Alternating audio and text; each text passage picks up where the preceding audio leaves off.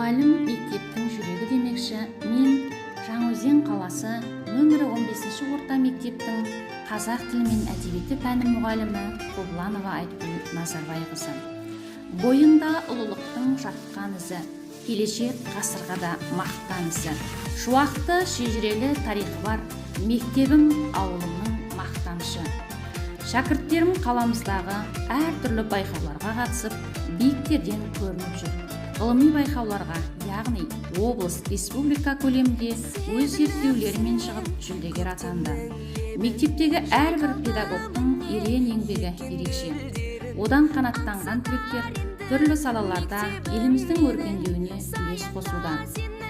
Әдістемелік білімімді ұдайы толықтырып, кәсіби маман деген атқа лайықты болуға жетектеген нөмірі 15-ші орта мектеп менің жүрегімнің мектебі.